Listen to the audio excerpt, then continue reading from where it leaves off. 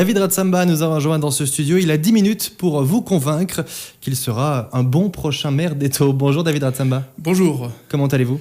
Très bien, merci. Et vous ? Très bien, je vous remercie également. Alors justement, quelque chose me dit que vous allez être le prochain maire d'Étaux pour une raison assez simple, c'est que vous êtes seul à vous présenter. Alors à ce jour, effectivement, nous n'avons pas connaissance d'une liste adverse. Donc très probablement que je serai le prochain maire de la commune d'Étaux. Alors c'est plutôt rassurant, en même temps c'est des responsabilités. Comment est-ce que vous voyez les choses ? Vous êtes de l'équipe sortante, puisque vous étiez au conseil municipal. À quel moment vous avez eu le déclic pour vous présenter vous-même ? Alors effectivement des responsabilités, avec une action qui s'inscrit dans la continuité du travail et de l'équipe existante. Je dirais que par rapport au déclic, il a été porté en deux temps.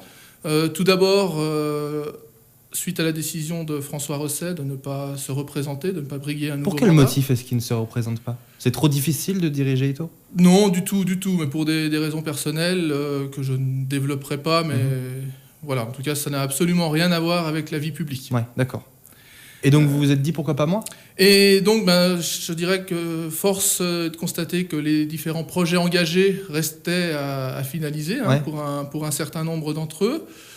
M'appuyant sur une expérience aussi municipale de 13 années, puisque j'ai déjà fait 2 mandats, dont un de premier adjoint, j'ai pris cette décision de poursuivre l'action engagée pour finaliser les projets étudiés. Vous êtes également président du CIV, vous n'êtes pas nouveau dans la vie publique, on va dire. Tout à fait. Effectivement, au niveau de la vie publique, j'ai également au niveau intercommunal donc la présidence du CIVU Espace Nautique des Forons, qui regroupe 13 communes, donc aussi un échange et des actions et des décisions à prendre, et une gestion financière, une gestion humaine au quotidien. Alors justement, il a fallu constituer une liste. Il y a pas mal de nouveaux par rapport à l'équipe sortante de votre liste. Pourquoi ? Parce que les anciens ne voulaient pas repartir. Comment ça s'est passé ?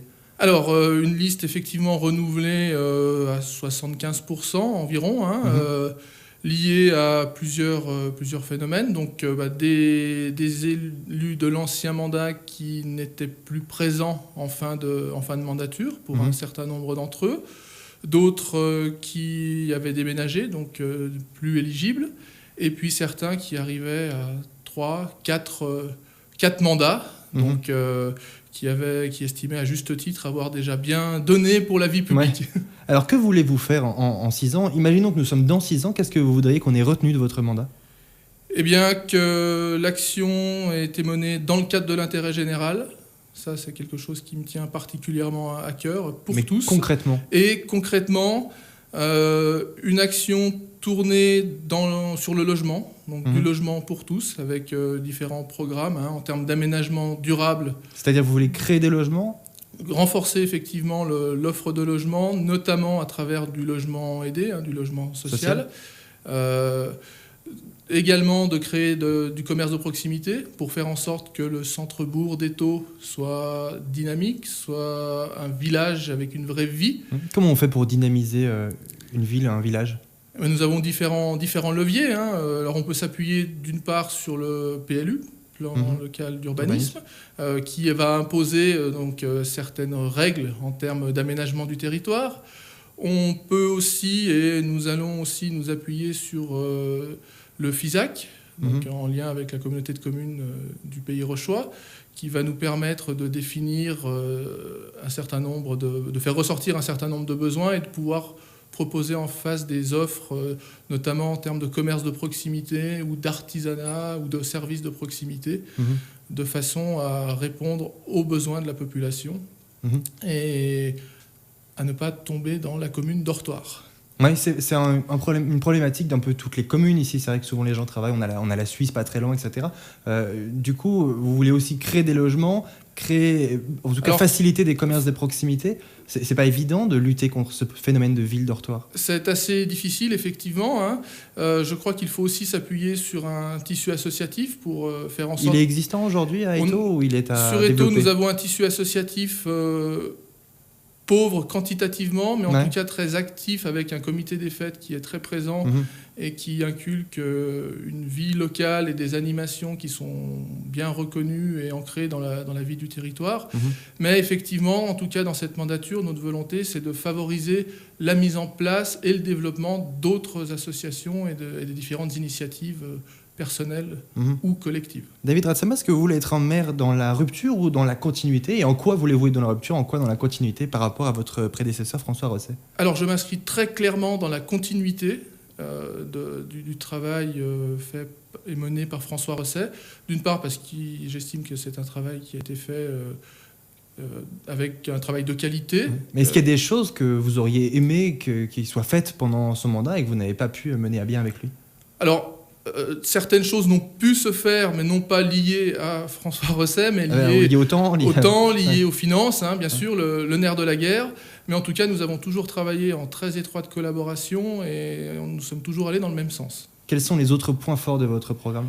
Alors, concernant les autres axes, au-delà donc, de la cohésion sociale, de l'aménagement du territoire, nous allons aussi poursuivre l'action menée sur la sécurisation, et notamment la sécurisation des déplacements, avec une volonté de travailler toujours en collaboration avec le Conseil général, notamment pour les points noirs liés à la traversée de la RD 1203, qui coupe notre village en deux. Ouais.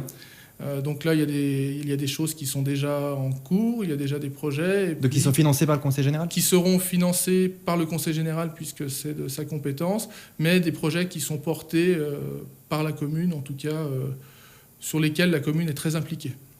Parlons un peu de la communauté de communes du Pays Rochois. Est-ce que vous en intégrez la présidence? Non, en tout cas, ce n'est pas du tout à l'ordre du jour aujourd'hui. Ma volonté et la volonté des membres de l'équipe Eto Avenir, c'est d'être très présent dans les intercommunalités, d'être actif dans ces intercommunalités, mais je ne souhaite pas aujourd'hui briguer une présidence de communauté de communes. Comment est-ce que vous voyez l'évolution de la fonction de maire et de la place d'une municipalité par rapport à la communauté de communes? Est-ce que vous pensez qu'il y a des compétences qui doivent être ramenées au niveau CCPR ou pas forcément? Alors, je pense qu'il y a de fait une corrélation entre la commune et la communauté de communes. Un certain nombre de compétences sont déjà très étroitement liées.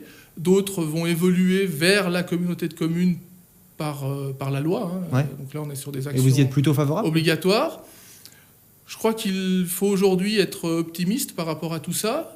Une certaine mutualisation des fonds, une mutualisation des compétences. Mais au niveau des ressources, est-ce que ça mutualise réellement ou est-ce que ça crée simplement des postes en plus, mais on n'en enlève pas dans les municipalités? Alors, aujourd'hui, pour moi, la crainte, puisque je ne suis pas favorable à tout mettre dans la communauté de communes, puisqu'il me semble que dans un premier temps, il faut d'abord pouvoir financer justement par rapport aux ressources, les compétences actuelles, et à partir des compétences actuelles et des ressources disponibles, voir ce qui pourra être rajouté à l'avenir.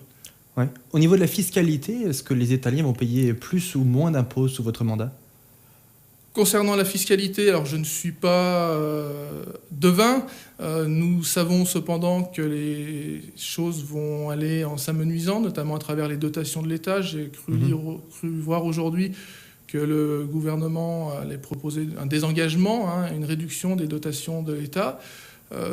L'idée n'est pas de faire supporter les conséquences de ce désengagement aux citoyens, mais de travailler différemment et de faire, en tout cas, avec ce que l'on a. Donc peut-être de faire moins, de faire mieux, de faire différemment, mais la volonté n'est pas d'augmenter systématiquement les impôts pour pouvoir compenser des baisses de dotation. David Ratsama, il nous reste 1 minute avant de conclure cet échange. En 1 minute, est-ce que vous pourriez nous présenter votre commune à des gens qui ne la connaissent pas? La commune d'Eto, si vous deviez la décrire pour un guide touristique, par exemple, vous diriez quoi?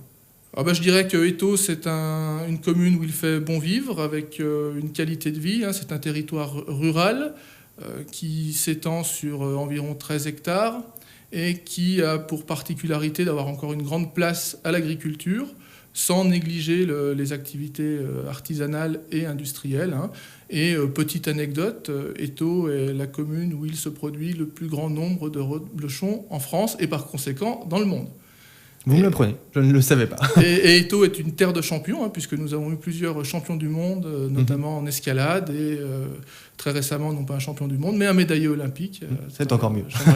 Ce qui est magnifique. En un mot, la qualité principale d'un bon maire pour vous? La disponibilité.